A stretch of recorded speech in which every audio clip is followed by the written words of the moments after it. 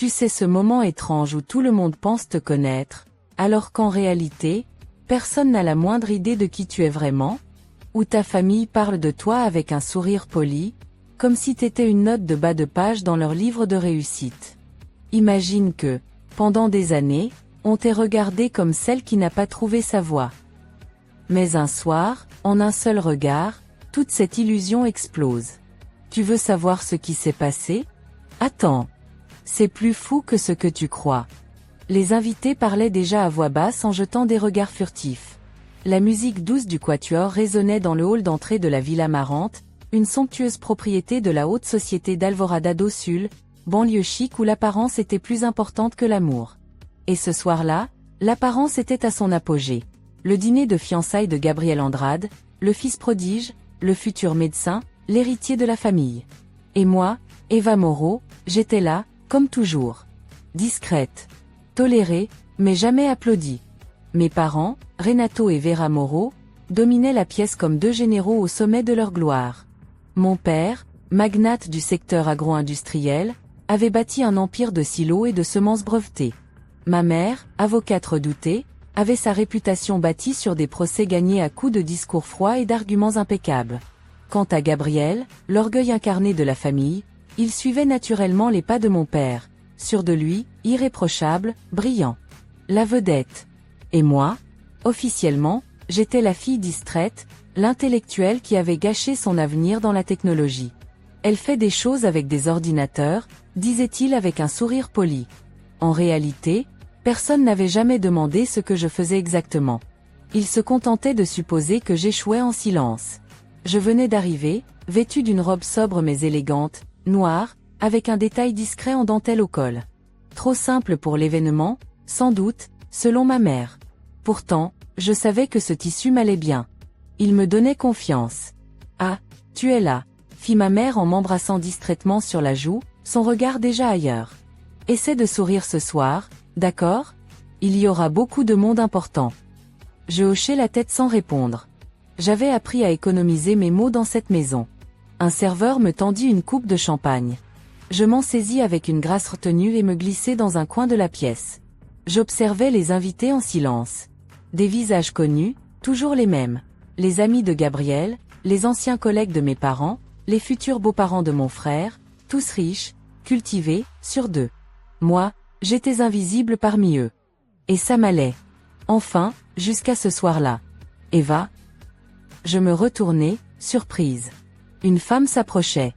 Élégante, brune, des yeux vifs et curieux, elle portait une robe couleur émeraude qui la faisait briller comme une pierre précieuse. Je la reconnus immédiatement. C'était Aurélie Martins, la fiancée de Gabriel. Nous ne nous étions rencontrés qu'une fois, brièvement. Oui, répondis-je poliment. Elle me dévisagea, intriguée. Excuse-moi, tu t'appelles bien Eva Mauro? Je hochai la tête, un peu méfiante. Elle plissa les yeux, comme si une révélation se formait dans son esprit. Attends une minute. Tu es Eva Mauro, la fondatrice de Vision Edu? Le silence explosa dans ma tête. Je restai figé, les doigts serrés sur ma coupe. Comment le savait-elle? Vision Edu, c'était mon entreprise. Mon monde secret. Personne dans cette pièce ne devait savoir. Pas encore. Comment, tu connais Vision Edu? Demandai-je prudemment. Je travaille chez Nexora Éducation, je suis responsable des acquisitions stratégiques, dit-elle avec un grand sourire. On est en train d'étudier votre plateforme pour une fusion. Votre nom n'apparaît jamais en entier dans les dossiers. Mais maintenant, je comprends pourquoi. Tu es la cofondatrice mystère dont tout le monde parle dans le secteur. J'avalai ma salive. En quelques secondes, ma double vie venait de s'effondrer. Et bien sûr, Gabriel approchait, attiré par notre échange. « Chérie, tout va bien ?» demanda-t-il à Aurélie. Elle se tourna vers lui, éblouie. « Tu ne m'as jamais dit que ta sœur était Eva Mauro. »« La Eva Mauro. » Gabriel haussa un sourcil. « Ma sœur, travaille avec des bases de données ou quelque chose comme ça. »« Non, mon amour. Elle est à la tête de l'entreprise que notre conseil veut acheter. Une des startups EdTech les plus prometteuses du pays. » Il me regarda, ahuri. J'haussai simplement les épaules. « C'est vrai ?» dis-je calmement. Et là, le monde bascula.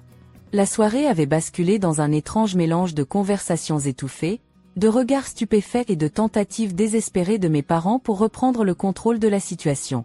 Ma mère me prit à part, entre le dessert et le café. « Eva, pourquoi tu ne nous as jamais dit tout ça ?»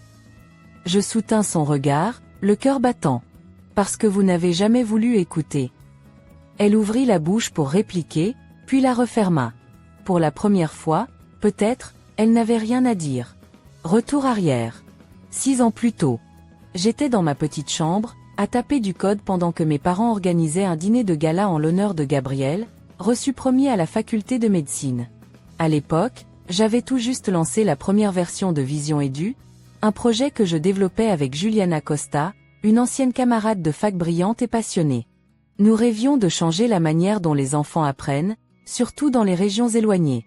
Notre plateforme permettait aux écoles publiques de créer des contenus interactifs adaptés à leur réalité, avec ou sans Internet.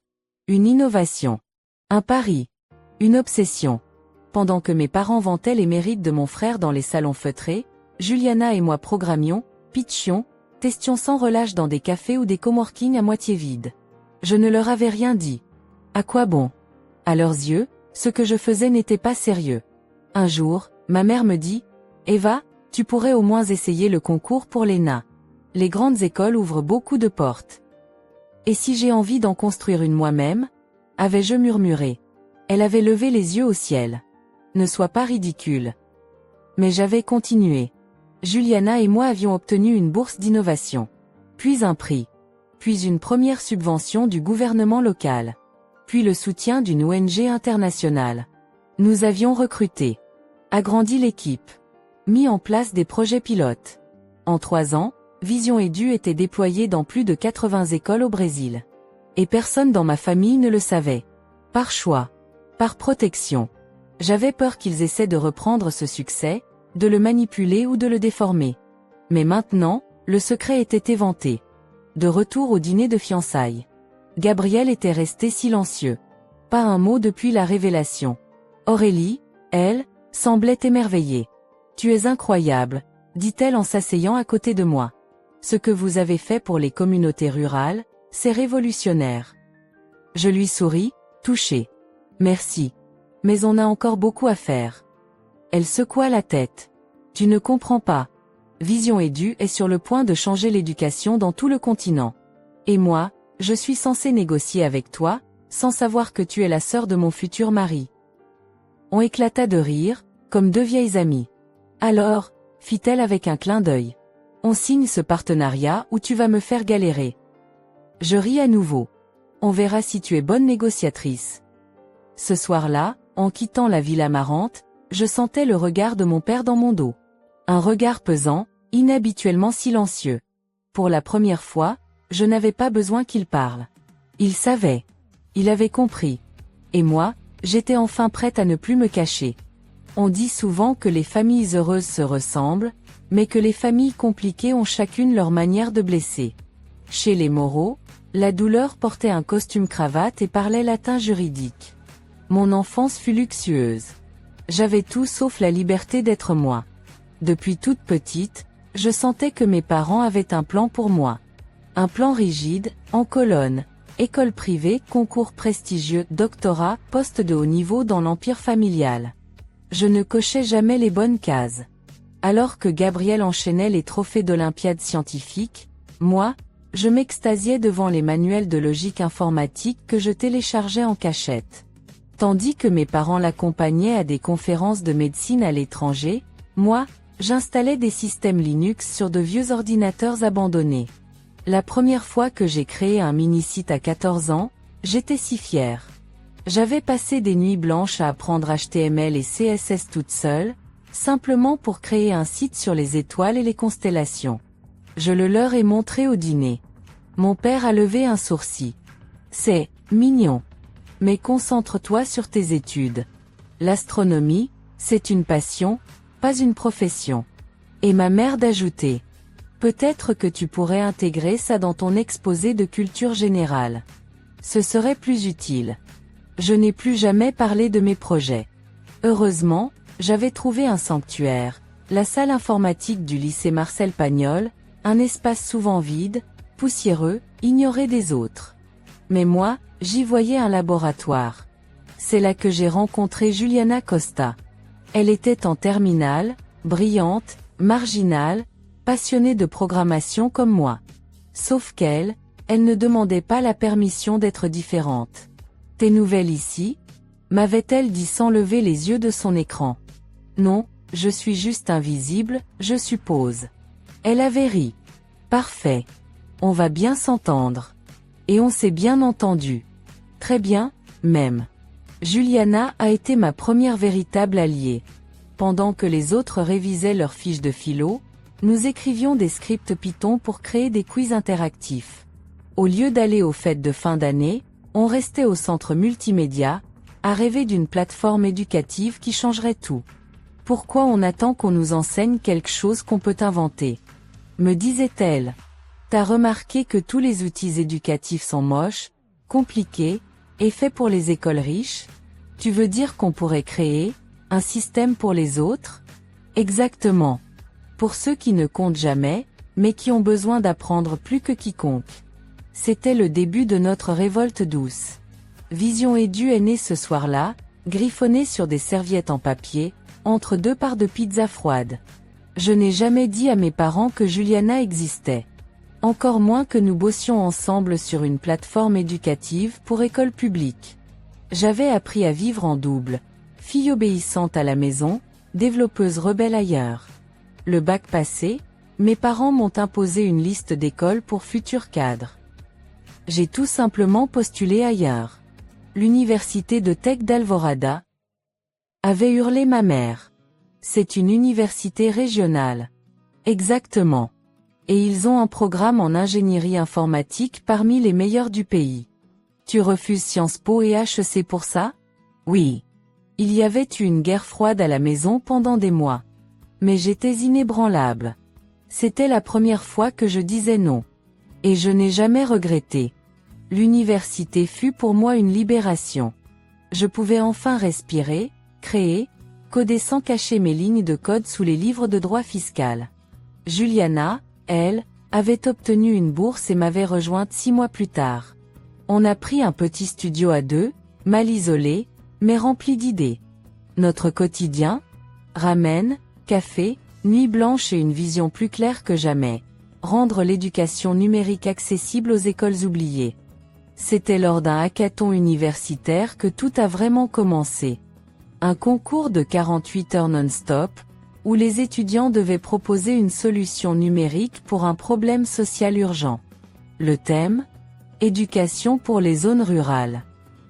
Juliana et moi, on a souri en voyant l'intitulé.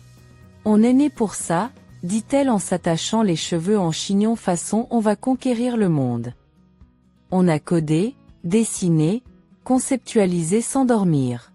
On a pitché notre prototype à un jury composé de professeurs, de chefs d'entreprise, d'un représentant du ministère de l'Éducation. Quand on a présenté Vision Edu, notre plateforme modulable, sans besoin de connexion constante, les visages ont changé. D'abord polis, puis intéressés. Fascinés. À la fin, l'un des jurés, un ancien ministre, a murmuré à voix basse. « Vous ne comprenez pas encore ce que vous venez de créer, mais vous allez changer des vies. » On a gagné le concours. Et aussi notre premier petit financement, une bourse de 15 000 reais. Pour nous, c'était l'équivalent d'1 million. C'est à ce moment-là qu'on a officiellement ouvert la micro-entreprise Vision Edu, en pleine nuit, dans notre minuscule cuisine, en trinquant avec du jus d'orange tiède. On avait 21 et 22 ans. J'aurais voulu partager ça avec ma famille. Mais quand j'ai tenté, tout a dégénéré. C'était à un déjeuner de famille, quelques semaines après le concours. Le genre de moment où mon père adorait faire le tour de table avec son « alors », que fait chacun en ce moment. Gabriel parlait d'un stage de chirurgie expérimentale. Ma mère gloussait. Mon père rayonnait. Et moi, j'ai pris mon courage à deux mains. Juliana et moi, on vient de remporter un concours national. On a lancé notre propre entreprise. Silence. Une entreprise ? répéta ma mère, en posant sa fourchette. De quoi? D'éducation numérique. On a développé une plateforme. Une application? Dit mon père, les sourcils froncés. Tu veux dire, un gadget? Pas du tout. C'est une solution pour les écoles rurales, avec une technologie d'adaptation hors ligne, un contenu pédagogique localisé. Il leva la main, m'interrompant. Eva, je sais que tu as besoin d'exprimer ta créativité. Mais ce n'est pas une vraie carrière. Ce n'est pas sérieux. Papa, on a une bourse. Un programme pilote. Et des contacts au ministère. Tu pourrais juste écouter? Il soupira. Gabrielle tout sauta dans sa serviette. Peut-être qu'elle a besoin de vivre ça, dit mon frère, avec ce ton condescendant typique. Une phase. C'est formateur, parfois. Je me levai. Je ne pleurais pas. Pas devant eux. Mais je me sentais trahi. Ni curieux, ni surpris. Juste, méprisant. Ce jour-là, je décidai de ne plus jamais leur parler de Vision Édu. Mon succès ne leur appartenait pas. Et pourtant, ce succès grandissait. 2 ans plus tard, notre plateforme était utilisée dans 120 écoles publiques, dans 5 États différents. On avait levé un premier financement d'un fonds d'impact social. Recruté 3 développeurs. Engagé une responsable pédagogique. Même une petite équipe de terrain pour la formation des enseignants. On vivait encore modestement, Juliana et moi habitions toujours le même appartement minuscule. Mais chaque jour, des enfants de Bahia à Tocantins utilisaient nos outils pour apprendre. Et ça, c'était une victoire. Un jour, alors que je bossais sur le back-end de la nouvelle version, j'ai reçu un appel inattendu. C'était ma mère. Eva, dit-elle d'un ton neutre. On organise une réception pour l'anniversaire de ton père. Ce serait bien que tu viennes. Et, j'aimerais qu'on parle. Sérieusement. J'étais méfiante. Parler de quoi? D'avenir. D'opportunités. Tu sais, Gabriel connaît des gens chez Altanet, une entreprise informatique sérieuse. Il pourrait te recommander pour un poste. Tu pourrais enfin avoir un vrai emploi. J'ai ri. Un vrai emploi. Voilà ce qu'elle pensait encore. Maman. Je dirige déjà une entreprise. Oui, mais une entreprise, tu sais, expérimentale. Ce n'est pas pareil. Tu es intelligente, Eva. Il est temps de faire quelque chose de valorisant. Je suis restée silencieuse. Tu veux que je travaille pour quelqu'un, parce que tu refuses de croire que je suis déjà à la tête de quelque chose d'important, c'est ça? Ne sois pas dramatique. Je ne suis pas dramatique. Je suis fatiguée de devoir justifier mon existence à ma propre famille. Et j'ai raccroché. Ce soir-là, Juliana m'a trouvée assise par terre dans notre salon, entourée de feuilles de budget, d'emails d'école, de brouillons de modules pédagogiques. Elle a encore dit que c'était un passe-temps? J'ai hoché la tête. Elle a soupiré, puis s'est assise à côté de moi. Tu sais quoi? Peut-être qu'un jour, ils comprendront. Mais d'ici là, on va continuer à avancer. À notre manière. Parce que notre projet vaut plus que leur approbation. Elle m'a tendu une feuille. Regarde. On est invité au Sommet national de l'innovation sociale à Brasilia. Ils veulent qu'on présente Vision Édu comme exemple d'impact concret. Tu viens avec moi? Je l'ai regardé, les larmes aux yeux. Tu rigoles? Bien sûr que je viens. Et on est allé. Et on a brillé. Le stand Vision Édu ne payait pas de mine, mais les résultats parlaient d'eux-mêmes. Des statistiques claires. Des témoignages d'enseignants. Des sourires d'élèves. Des chiffres concrets. À la fin du sommet, un homme en costume impeccable s'est approché de nous. Bonjour. Je m'appelle Miguel Danta. Je suis directeur stratégie chez Nexora Éducation. On a entendu parler de vous. Mon cœur a raté un battement. Nexora? Le géant de l'éducation numérique en Amérique latine? Est-ce que vous seriez prête à discuter d'une Collaboration stratégique? Juliana et moi avons échangé un regard. Absolument. Le silence qui avait suivi la révélation d'Aurélie planait toujours dans ma mémoire, comme un écho suspendu dans l'air. J'étais rentrée chez moi après le dîner de fiançailles de Gabriel, le cœur calme mais les pensées tourbillonnantes. Mon téléphone vibrait sur la table basse. 12 messages non lus. De mon père. De ma mère. Même de Gabriel. On doit parler. Tu aurais dû nous le dire. Pourquoi tu as tout caché? Je n'ai pas répondu. Pas encore. Je n'avais rien à prouver. Pas à eux. Pas cette fois. Le lendemain matin, je suis arrivée au bureau de Vision Edu plus tôt que d'habitude. Juliana était déjà là, comme toujours, les cheveux en bataille, un gobelet de café XXL à la main. Alors? Demanda-t-elle, sans préambule. Je posai mon sac, puis la regardai droit dans les yeux. Ils savent. Elle haussa un sourcil. Tes parents? Toute la famille. La fiancée de Gabriel bosse chez Nexora. C'est elle qui a fait le lien. Devant tout le monde.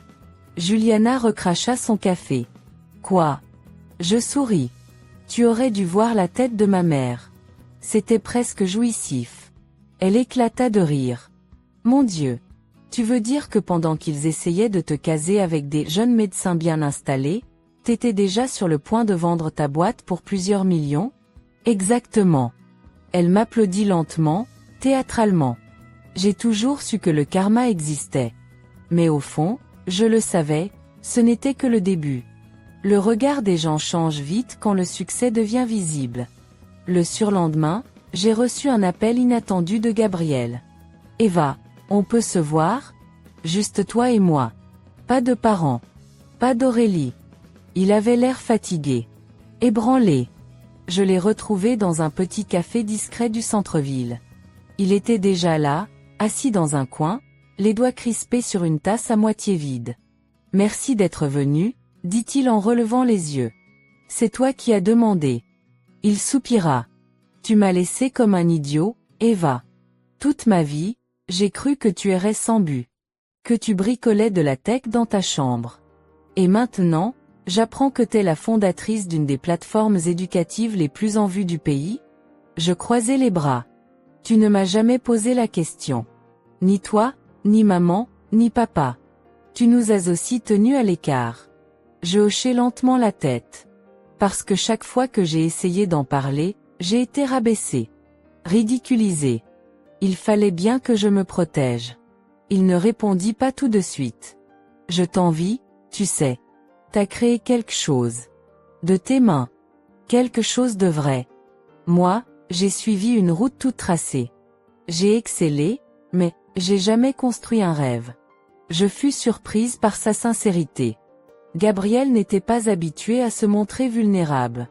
Tu es un excellent médecin. Tu aides les gens, Gabriel. Mais ça ne veut pas dire que moi je suis en échec parce que j'ai pris un autre chemin. Il me regarda longtemps. J'aimerais qu'on reparte à zéro. C'est un peu tard pour recommencer, non? Il eut un petit sourire. Peut-être. Mais pas trop tard pour mieux faire. Pendant ce temps, ma mère montait un nouveau plan. Évidemment. 3 jours après le dîner, elle m'envoya une invitation formelle. Déjeuner de famille ce dimanche. Très important. Discussion sérieuse sur ton avenir. Signé, maman, et papa, bien sûr. J'avais un mauvais pressentiment. Juliana me lança un regard d'avertissement. Tu vas y aller? Je veux entendre ce qu'ils mijotent. Et je veux surtout leur dire 2 ou 3 vérités en face. Le dimanche, je me suis habillée sobrement.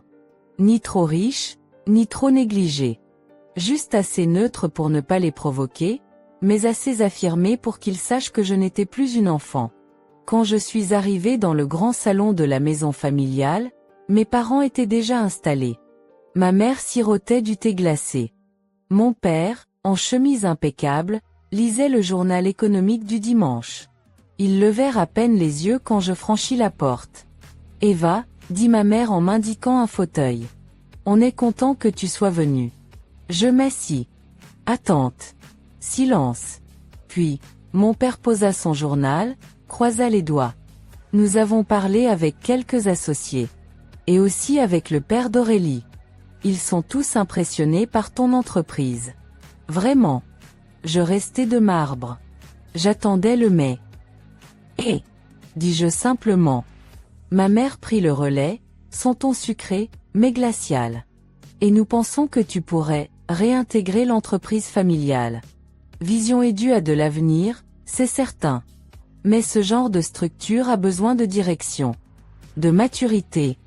Nous pouvons t'aider à la faire grandir. Je fronçai les sourcils. Vous voulez dire que je vous la donne? En échange de quoi? Du droit d'exister à vos yeux? Mon père haussa légèrement la voix, agacé. Ne sois pas dramatique. Tu es jeune. Tu manques d'expérience. Nous avons des décennies de gestion, de réseau, de stratégie. Et aucun respect pour mon parcours. Pour ma vision. Vous voulez m'avaler tout entière sous prétexte de m'aider. Ma mère essaya de sourire. Eva, tu ne comprends pas. Ce que tu as construit est admirable. Mais si tu veux passer à l'échelle suivante, il faut du soutien. Une vraie structure. Des gens compétents. Pas une bande de jeunes idéalistes dans un coworking. Je me levai. Juliana est plus compétente que n'importe lequel de vos partenaires.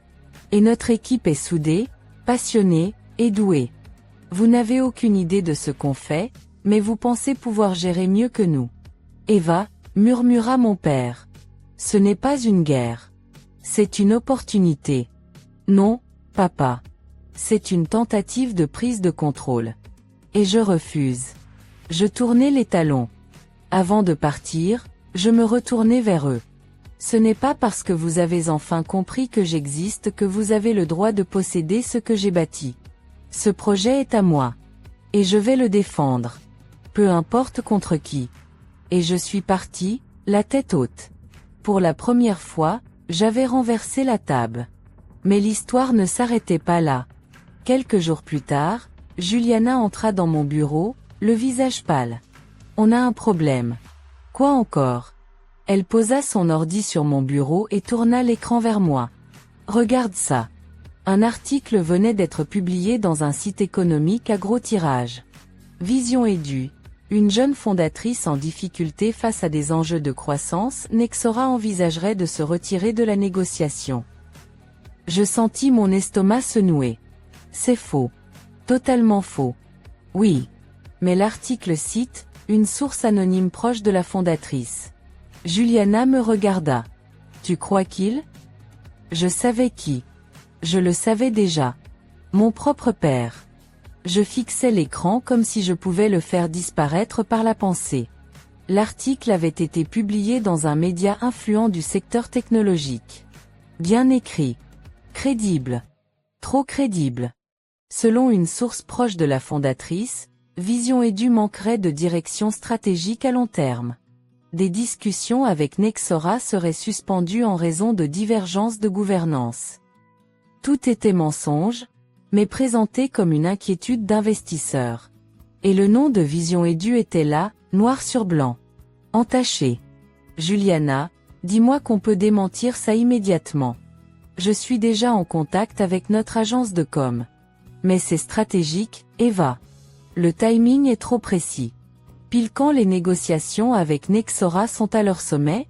C'est pas un hasard. Je serrai les poings. Mon père a dû parler à quelqu'un. Il a planté une graine, et les vautours médiatiques ont fait le reste. Tu veux qu'on le confronte? Je fis non de la tête. Pas encore. Je vais d'abord parler à Aurélie. Je la contactai le soir même. Elle accepta tout de suite de me voir. On se retrouva dans un petit bar à vin discret, à l'abri des regards. Eva, j'ai vu l'article. C'est absurde. Merci. Nexora ne croit pas un mot de ça. Nos équipes internes savent que votre croissance est solide. Mais, ce genre de rumeur peut faire fuir des investisseurs publics ou semer le doute. On doit agir. Je la regardai droit dans les yeux. J'ai besoin de savoir si ton père a eu une conversation avec le mien. Elle fronça les sourcils. Pas à ma connaissance. Mais, je vais vérifier. Aurélie n'était pas du genre à trahir, je le sentais. Elle avait trop à perdre dans ce jeu. Elle était professionnelle, droite, et peut-être, à sa manière, solidaire. Je vais organiser une interview avec Innova Brasil, déclara-t-elle. Un podcast suivi par les dirigeants d'entreprise. Je vais inviter comme la visionnaire derrière Vision Edu. Il est temps que tu racontes ton histoire. Toi-même. Et publiquement. Je soufflai longuement. Une partie de moi voulait encore se cacher, vivre loin des projecteurs. Mais une autre plus forte, savait que le silence ne m'avait jamais protégée. Il était temps d'utiliser ma voix. Quelques jours plus tard, j'étais dans un studio, face à une journaliste brillante et directe. Eva Moreau. Comment passe-t-on d'une fille invisible à la tête d'une des startups les plus innovantes du pays? J'eus un petit rire. En refusant de croire que la discrétion équivaut à l'échec. L'interview fut un tournant. Pour la première fois, je racontais publiquement mon parcours, la plateforme née dans un studio minuscule, les écoles rurales, les heures sans sommeil. Je n'ai pas attaqué mes parents. Je n'en avais pas besoin. J'ai parlé de valeurs, d'éducation, de dignité. Et l'impact fut immédiat. Des messages affluaient sur nos réseaux. Des enseignants, des étudiantes en tech, des entrepreneurs. Tous saluant le courage, la simplicité et la vision de Vision Edu. Même Juliana, pourtant critique de nature, en avait les larmes aux yeux. Tu as retourné le jeu. Mais le vrai choc arriva 2 jours plus tard. Je reçus un appel d'Aurélie à 22h passées. Elle parlait vite. Trop vite. Eva. J'ai enquêté. C'est pas seulement ton père. Quoi? Il a transmis des documents confidentiels à un conseiller d'un groupe concurrent, EduSphere, qui cherche à lancer une plateforme similaire à la vôtre. Et elle hésita. Quelqu'un de ta propre équipe est impliqué. J'eus l'impression qu'on m'arrachait le sol sous les pieds. Qui? Elle murmura un nom que je refusais d'entendre. Victor. Victor Duarte. Notre responsable financier. Engagé il y a 1 an. Sérieux, compétent, discret. Toujours en arrière-plan, mais toujours au courant de tout. Je raccrochai en tremblant. Juliana. Hurlai-je. Il faut qu'on parle. Maintenant. On convoqua une réunion en urgence, à huis clos. Victor tenta de nier, puis se liquéfia quand Juliana lui montra les mails. Les transferts de fichiers. Les documents stratégiques envoyés à l'extérieur. Pourquoi? Soufflai-je. Pourquoi tu ferais ça? Il haussa les épaules, la voix basse. Ton père m'a approché. Il a dit que Vision Edu n'avait pas d'avenir sans structure. Il m'a offert un poste chez EduSphere si je l'aidais à prouver que vous étiez dépassé. Juliana faillit lui lancer son mug à la tête. Tu trahis une mission sociale pour une promesse de promotion? Tu te rends compte de ce qu'on construit ici? Il n'a rien répondu. On l'a mis à la porte. Sans ménagement. Et sans retour. Le soir même, j'ai écrit à mon père. Un mail. Froid. Concis. Tu as tenté de détruire ce que je construis. Par ambition. Par orgueil. Mais tu as oublié une chose, je ne suis plus ta petite fille. Je suis une femme d'affaires. Et je vais te battre à ton propre jeu. À visage découvert. Il n'a jamais répondu. Mais Vision Edu, elle, a tenu bon. Quelques semaines plus tard, Nexora annonçait officiellement une alliance stratégique avec nous. Un investissement de croissance, sans rachat, avec autonomie garantie. Le rêve de toute start-up. Et surtout, une validation retentissante. Juliana et moi, assises sur le toit de notre immeuble, avons trinqué avec des bières tièdes, comme au premier jour. On a survécu à tout, dit-elle. Oui. Même à ma propre famille. Surtout à ta famille. Je souris. Et le plus fou? Je crois que je ne veux plus me cacher. Elle me regarda, surprise. Tu veux dire? Oui. Je vais assumer. Publier mon histoire. Prendre la parole. Inspira d'autres filles à faire pareil. On m'a réduite au silence trop longtemps. Il est temps d'être entendue. 3 jours après la signature du partenariat stratégique avec Nexora, Ma vie ne m'appartenait plus. L'article paru dans Le Monde de l'Innovation titrait Eva Moreau, la tech queen qui a construit un empire dans l'ombre. Et à partir de là, tout s'est emballé. Des invitations à des conférences. Des messages de jeunes filles voulant faire comme moi. Des écoles me demandant d'intervenir en ligne. Même des journalistes de chaînes télé me contactaient pour raconter mon histoire de résilience. T'es devenu un symbole, lança Juliana, un peu moqueuse. Bientôt, ils vont t'imprimer sur des mugs. Super, répondis-je. Je prendrai ma version avec un slogan. Pas besoin de permission pour briller. Mais derrière l'humour, je sentais la pression monter. Je n'étais pas prête à devenir le visage d'un combat que je menais en silence depuis des années. Et surtout, ma famille n'avait pas dit son dernier mot. Un samedi matin, alors que je relisais un contrat dans mon bureau, Gabriel m'appela. T'as 5 minutes? C'est important. Je pris une inspiration. Sa voix semblait tendue. Vas-y. C'est au sujet de papa. Je me raidis immédiatement. Il essaie encore de me saboter? Non. Il a donné une interview. Ce matin. Dans Économie et Patrimoine. Je stoppais net. Quoi? Il dit que Vision Edu est une réussite familiale. Qu'il t'a guidé depuis le début. Qu'il est fier d'avoir soutenu ta passion malgré les incertitudes. Je crus que j'allais éclater de rire. Mais c'était trop pathétique pour même ça. Il est sérieux? Gabriel soupira. Écoute, je te dis ça parce que je sais que c'est injuste. Il essaie de réécrire l'histoire pour sauver sa face. Il ne m'a jamais soutenu. Jamais. Je sais. Mais les gens ne savent pas. Et s'ils racontent ça assez fort, assez longtemps, ça devient leur version. Je serrai les dents. Il ne s'en tirera pas comme ça. Le lendemain, Juliana m'apporta un courrier. Tu vas adorer celui-là, dit-elle avec un sourire narquois. Je lus. Il s'agissait d'une invitation officielle à rejoindre un consortium public-privé piloté par le ministère de l'Éducation, pour moderniser l'enseignement numérique dans les zones défavorisées. C'est énorme, murmurai-je. On pourrait toucher des centaines de milliers d'élèves. Lis la dernière page, dit Juliana. Je tournai le document. Et là, mon estomac se noie. Le consortium était dirigé par Edusphère. Et mieux encore, Enrique Moreau, mon propre père, était cité comme conseiller stratégique du comité directeur. C'est un piège, dit Juliana. Ils veulent que tu entres dans le cercle pour mieux te neutraliser. Je restai silencieuse. C'était une opportunité immense. Une vitrine nationale. Mais au prix de ma liberté. De ma voix.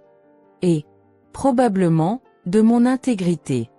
Il faut que tu décides vite, ajouta Juliana. S'ils ne t'ont pas encore publiquement associé, c'est qu'ils attendent ta réponse. Je passai la nuit à réfléchir. Le lendemain, je pris une décision. Mais avant, je voulais en parler à quelqu'un. Quelqu'un d'extérieur. Aurélie. On se retrouva dans un jardin suspendu, au sommet d'un hôtel discret. Elle m'écouta en silence. Ton père est un stratège, dit-elle. Il a vu que la seule manière de te contrôler, c'était de t'absorber dans sa narration. Il ne peut plus t'arrêter. Mais il peut faire croire qu'il t'a façonné. Je hochai la tête. Et si j'entre dans le consortium, je renforce ce récit. Oui. Mais si tu refuses, tu risques de perdre ton accès aux politiques publiques. Et ça, Vision Edu en a besoin. Je restai silencieuse. C'était ça, le piège parfait, choisir entre l'impact réel et la vérité. Aurélie posa doucement sa main sur la mienne. Mais tu n'es pas seule. Il existe une troisième voie. Je la regardai, intriguée. Crée ton propre programme. Un pôle indépendant. Une coalition d'associations, de fondations, de mairies. Sans passer par eux. Tu crois que j'aurai du poids? Aujourd'hui, oui. Tu es dans la lumière. Profitant pour changer les règles, pas pour jouer selon les leurs. Cette nuit-là, j'écrivis un discours. Et le lendemain matin, je le lus, en direct, dans une conférence de presse surprise. Vision Edu a été créée pour donner une voix à ceux qu'on ne regarde jamais. Je remercie les institutions qui m'ont approché avec des offres. Mais je refuse de rejoindre des initiatives qui associent progrès à récupération personnelle ou politique. Aujourd'hui, j'annonce la création de la coalition Éclair Edu, une alliance nationale pour l'innovation éducative indépendante. Elle ne portera pas mon nom. Elle portera celui des élèves, des enseignants, des écoles qui, chaque jour, se battent pour apprendre et enseigner, avec ou sans projecteur. Et à ceux qui voudraient s'approprier ce que nous avons bâti en silence. Je réponds, nous parlons fort maintenant. Et nous parlons vrai. Juliana, dans les coulisses, me regardait, bouche bée. C'était « Waouh !» Je soufflais, tremblante. Je crois que j'ai lancé une révolution. Je restais longtemps devant l'écran, relisant encore et encore les termes du mail de Nexora. Une somme qui assurait l'avenir de Vision Edu pour les 20 prochaines années. Une reconnaissance publique. Un réseau international. Une infrastructure mondiale. Et une clause unique. Inacceptable. Juliana Costa devra quitter toute fonction décisionnelle. Nous estimons que son positionnement idéologique n'est pas aligné avec notre stratégie. Traduction, Juliana est trop radicale à leurs yeux. Trop intègre. Trop honnête. Et moi, j'étais le visage public. Le symbole. Parfaite pour les relations presse. Moins pour dire non dans les réunions fermées. Je n'ai pas pu dormir. Le lendemain matin, j'ai rejoint Juliana sur le toit de l'immeuble. Là où on venait toujours quand on devait se parler sans filtre. Elle m'attendait déjà. Café à la main. Visage fermé. Tu l'as reçu, hein? L'offre? Oui. Silence. Et donc? Je n'arrivais pas à parler. Il m'écarte, dit-elle. Juste comme ça. Comme un vieux meuble. Ce n'est pas personnel. Bien sûr que si, Eva. C'est personnel. C'est nous qu'ils veulent casser. Je soupirai. Je ne les ai pas rappelés. Je ne les ai pas remerciés. Je ne leur ai rien promis. Mais Y pense. Je le vois. Je baissai les yeux. Juliana rit, mais sans joie.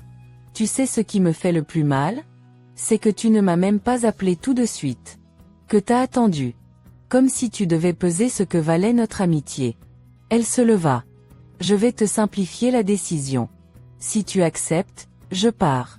Pas pour faire un drame. Mais parce que je refuse de travailler dans un endroit où l'on m'efface pour faire bien dans le décor. Et elle partit. Les jours suivants furent un cauchemar. Je me cachais derrière des dossiers, des réunions, des mets sans fin. J'étais devenue une PDG muette, prise au piège de ce que j'avais toujours refusé de devenir. Une silhouette bien habillée à qui l'on dicte les règles. Les investisseurs faisaient pression. C'est une opportunité historique, Eva. Nexora, c'est la garantie d'un déploiement mondial. Ils ne veulent pas éliminer Juliana. Ils veulent juste une direction plus, rationnelle. Je répondis à peine. Rationnelle? Juliana était la raison même de Vision Edu. Mais ils ne voyaient pas les nuits blanches. Les disputes féroces sur l'équité. Les débats sur le design inclusif. Ils voyaient une femme en colère. Et ça les dérangeait. Un soir, je reçus un message. Aurélie. Besoin de te parler. Pas par téléphone. Ce soir. Urgent. On se retrouva dans le jardin du centre culturel de la ville. Elle avait l'air grave. Plus tendue que je ne l'avais jamais vue. Qu'est-ce qui se passe? Elle me tendit un document. Cachet officiel. Confidentiel. Ce document, je ne devrais pas l'avoir. Et toi encore moins. Mais tu dois le lire. Je parcourus les lignes. Mon cœur se figea. Il ne s'agissait pas seulement d'un rachat. Nexora voulait utiliser la structure de Vision Edu pour injecter des contenus sponsorisés par des multinationales de l'agro-industrie dans les modules éducatifs. Des leçons de sciences biaisées. Des vidéos d'apprentissage nutritionnel produites par des groupes agroalimentaires. sous prétexte d'inclusion technologique. Je levai les yeux, horrifié. Et il croit que je vais cautionner ça? Non. Il croit que tu vas fermer les yeux. Parce qu'ils te donnent les moyens d'atteindre encore plus d'enfants. Et qu'ils savent à quel point tu veux ça. Je reculai. Ils veulent que je me trahisse. Non, Eva. Ils veulent que tu oublies qui tu es. Le lendemain matin, j'ai convoqué une réunion. Toute l'équipe. Même ceux à distance, en visio. Juliana était là. Silencieuse. Méfiante. Je pris une grande inspiration. J'ai reçu une offre. Énorme. Tentante. J'ai mis trop de temps à en parler. C'est ma faute. Je regardais Juliana. Et je veux que tu saches une chose, je ne vendrai pas Vision Edu. Pas à ce prix. Pas sans toi. Un murmure parcourut la salle. Ce projet, on l'a bâti ensemble. Pas pour devenir des stars. Pas pour vendre des capsules de pub déguisées en savoir. Mais pour ouvrir des portes. Et je ne sacrifierai jamais nos valeurs pour acheter des serrures en or. Juliana me regarda longuement. Puis hocha la tête. Une larme glissa sur sa joue. Elle ne l'essuya pas. Elle se leva, et, devant tous, elle dit. Alors on va se battre. Ensemble. Une explosion d'émotions, une alliance inattendue, une scène finale aussi douce qu'intense. Eva est sur le point de réécrire sa propre légende, mais avant cela, elle devra affronter sa famille, le monde, et ses propres peurs. 15 jours après avoir refusé l'offre de Nexora, le silence médiatique était total. Pas un article. Pas une invitation. Pas un mot du ministère. Juste cette sensation étrange d'avoir déclenché une guerre silencieuse contre un empire. Et pourtant, Eva n'avait jamais été aussi sereine. Juliana et elle travaillaient jour et nuit pour organiser un événement que personne n'attendait. Le premier sommet alternatif de l'éducation numérique inclusive, un événement 100% indépendant, 100% participatif, et surtout, sans sponsor douteux. L'idée? Donner la parole aux écoles rurales, aux élèves, aux profs, et montrer que l'innovation ne venait pas des grandes entreprises, mais du terrain. Ils vont nous ignorer, dit Juliana. Ils vont essayer. Mais ils ne pourront pas ignorer le bruit si on crie assez fort. Et elles crièrent. La veille du sommet, Eva reçut un message inattendu. Gabriel. Je veux parler. Demain. Avant l'événement. C'est important. Elle accepta. Ils se retrouvèrent dans un parc calme. Gabriel avait l'air nerveux. Papa est furieux. Il dit que tu viens de brûler des ponts qui auraient pu sécuriser toute la famille. Eva haussa les épaules. Ce pont n'a jamais été construit pour moi. Il t'a appelé une ingrate. Une traîtresse. Je n'ai jamais été de son clan.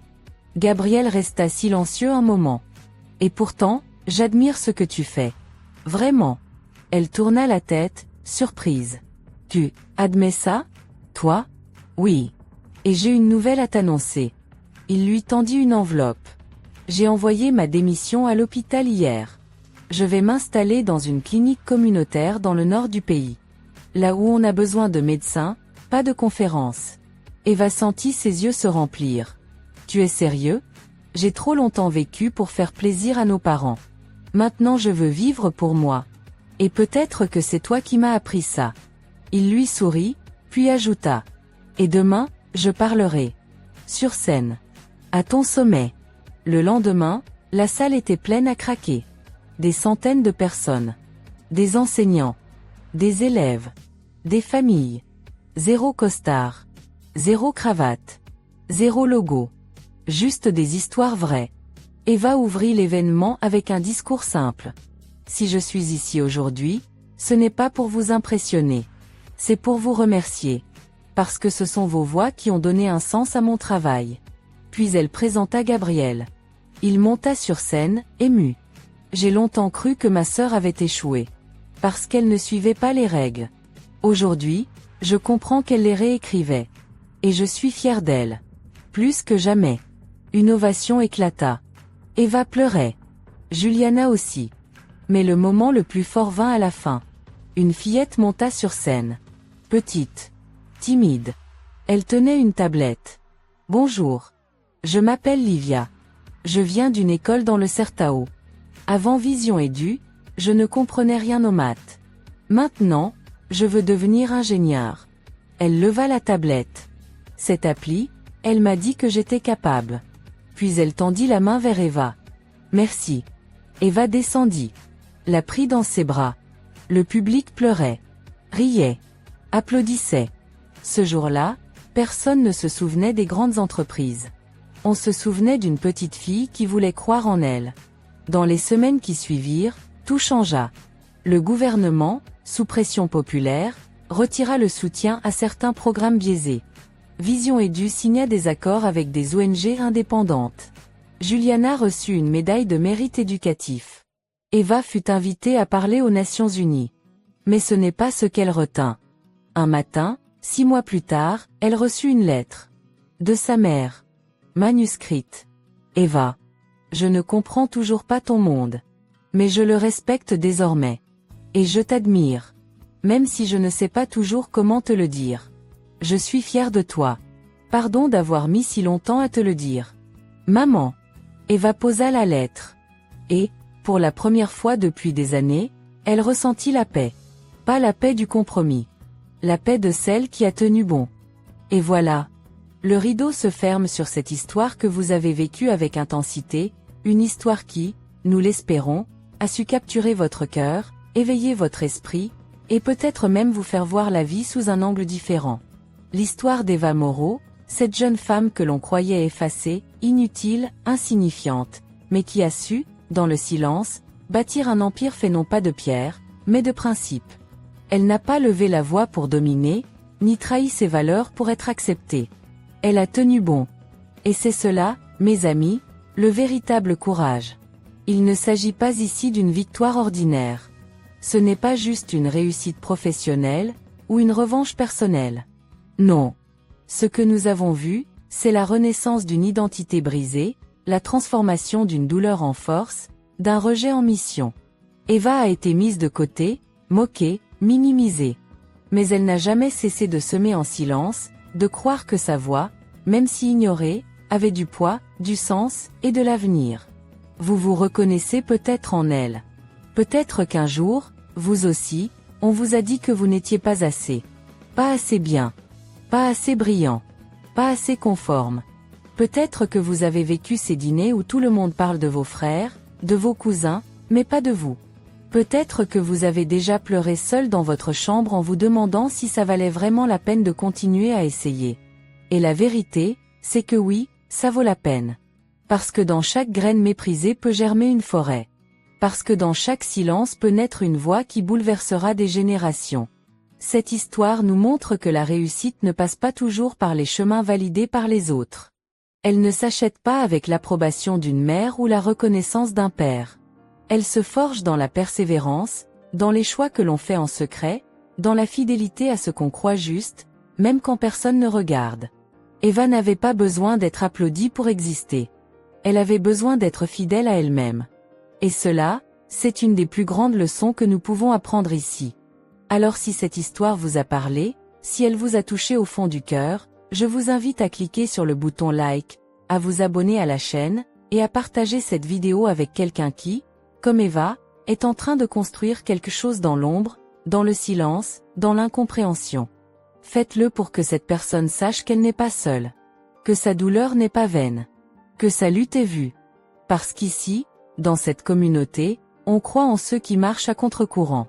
On croit aux voix oubliées. On croit au réveil silencieux. Et maintenant, laissez-moi vous dire quelque chose de bien plus grand que tout ce que cette histoire a pu vous inspirer. Quelque chose de profond, d'infiniment précieux, qui dépasse toute entreprise, toute victoire humaine, tout succès matériel. Si vous êtes resté jusqu'ici, c'est peut-être parce que, au fond de vous, vous cherchez plus qu'une belle histoire. Vous cherchez un sens, une espérance, une vérité. Et cette vérité, mes amis, se trouve dans un verset de la Bible. Un seul. Un verset puissant, pur, bouleversant. Il dit ceci. Car Dieu a tant aimé le monde qu'il a donné son Fils unique, afin que quiconque croit en lui ne périsse point, mais qu'il ait la vie éternelle. Jean 3h16. Prenez un instant pour le lire à nouveau. Laissez ces mots entrer dans votre cœur. Ce n'est pas juste une phrase religieuse. Ce n'est pas une citation décorative. C'est une déclaration d'amour. C'est le message central de toute la Bible. C'est la preuve ultime que vous n'êtes pas seul, que votre vie a de la valeur, que vous êtes aimé au-delà de toute mesure. Oui, Dieu vous aime. Pas pour ce que vous avez accompli. Pas parce que vous avez réussi. Il vous aime tel que vous êtes. Avec vos failles, vos blessures, vos silences, vos erreurs, votre passé, votre honte, votre fatigue. Il vous aime avec un amour éternel, un amour qui ne dépend pas de votre performance, ni de votre perfection. Il vous aime au point de donner son Fils, Jésus-Christ, pour vous sauver. Pas juste pour vous pardonner, mais pour vous offrir une nouvelle vie, un nouveau départ, un avenir rempli de paix et de liberté. Car oui, Jésus-Christ est venu sur cette terre. Il a marché parmi les hommes. Il a aimé les rejetés, guéri les malades, restauré les cœurs brisés. Il a vécu une vie parfaite, puis il est mort sur la croix, prenant sur lui le poids de nos fautes, nos erreurs, nos péchés. Et il est ressuscité le 3e jour, pour offrir à chacun de nous une vie nouvelle, une vie éternelle. Et cette vie, elle est pour vous. Elle est pour celui qui regarde cette vidéo dans la solitude. Elle est pour celle qui pleure en silence en se demandant si quelqu'un voit sa douleur. Elle est pour le jeune découragé, pour l'adulte épuisé, pour la mère inquiète, pour le cœur blessé. Elle est pour tous ceux qui sont prêts à dire « Seigneur Jésus, je te donne ma vie. Je te reconnais comme mon sauveur. Pardonne mes fautes. Viens habiter en moi. Fais de moi une nouvelle personne. » Ce n'est pas une religion. C'est une relation. Un appel à revenir à la maison. Et Jésus vous attend, les bras ouverts. Il ne vous condamne pas. Il ne vous repousse pas. Il vous accueille. Il vous serre contre lui. Il vous lave, vous restaure, vous guérit. Et il vous appelle « Mon enfant, entre dans ma lumière ». Alors, là où vous êtes, que vous soyez assis, debout, dans un bus, dans votre chambre, dans un café. Fermez les yeux un instant. Et si ce message a touché votre cœur, dites simplement « Seigneur Jésus, je te donne mon cœur. Je crois que tu es mort pour moi. Que tu es ressuscité. Je crois que tu es vivant. Je te reçois comme mon Sauveur et mon Seigneur. Conduis ma vie à partir d'aujourd'hui. Fais de moi un instrument de ton amour. » Et si vous avez fait cette prière, sachez que le ciel tout entier se réjouit. Oui, la Bible dit que là-haut, les anges font la fête pour chaque personne qui revient à Dieu. Vous êtes maintenant un enfant de Dieu. Votre passé est effacé. Votre présent est restauré. Et votre avenir est entre ses mains. Et si vous avez encore des doutes, des questions, des douleurs, n'abandonnez pas. Cherchez. Ouvrez la Bible. Lisez Jean. Parlez à Dieu. Il vous répondra. Il le fait toujours. Et ici, sur cette chaîne, vous êtes les bienvenus. Vous êtes aimés. Vous êtes vus. Merci d'avoir suivi cette histoire jusqu'au bout. Merci d'avoir ouvert votre cœur. Merci de faire partie de cette communauté où la vérité, la résilience et l'amour ont toujours le dernier mot. Abonnez-vous, laissez un like, et surtout, partagez ce message avec quelqu'un qui en a besoin. Parce que ce monde a soif d'espoir. Et vous pouvez être celui ou celle qui apporte la lumière dans une vie qui s'éteint. Que Dieu vous bénisse abondamment. Et n'oubliez jamais. Même dans le silence, même dans l'ombre, Dieu voit. Dieu aime. Et Dieu agit. À très bientôt pour une nouvelle histoire, ou peut-être, le début de la vôtre.